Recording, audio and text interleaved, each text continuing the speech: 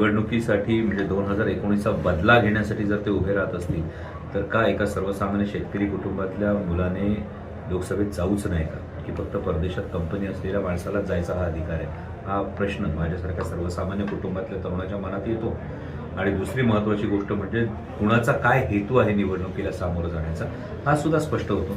यामध्ये जे आपण उल्लेख केला त्यांच्या जर विधान बघितलं तर त्यांना 2019चा बदला घ्यायचा आहे. मला मात्र सर्वसामान्य शेतकऱ्यांचा, सर्वसामान्य कष्टकऱ्यांचा, महाराष्ट्रातल्या युवकांचा आणि महाराष्ट्राच्या स्वाभिमानाचा आवाज हा दिल्लीत घुमत राहावा यासाठी मी मायबाप जनतेकडं हे आशीर्वाद मागतोय आणि त्यासाठी मी या निवडणुकीकडं त्या दृष्टीनं बघतोय.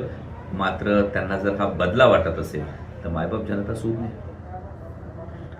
राज ठाकरे महायुतीबरोबर जातात ते कितपत फायदा होईल काय? तर मला वाटतं की कोणी महायुतीसोबत जाणं हा ज्याचा त्याचा वैयक्तिक प्रश्न आहे, पण या पद्धतीनं जे प्रकार सुरू आहे त्यामध्ये भारतीय जनता पक्षाचा कुठेतरी कॉन्फिडन्स हा पूर्णपणे खचलेला आपल्याला दिसतोय.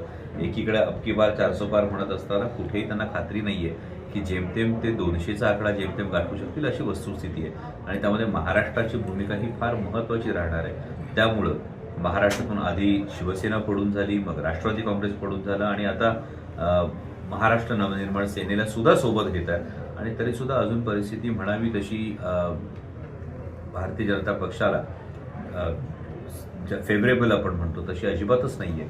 महाराष्ट्र हा कायम विचारांच्या मागे उभा राहिलेला आहे, तो पुरोगामी विचारांच्या मागे उभा राहिलेला आहे आणि महाराष्ट्राचं जे एक स्वाभिमानी बाण आहे हा येत्या निवडणुकीत हा नक्की दिसेल.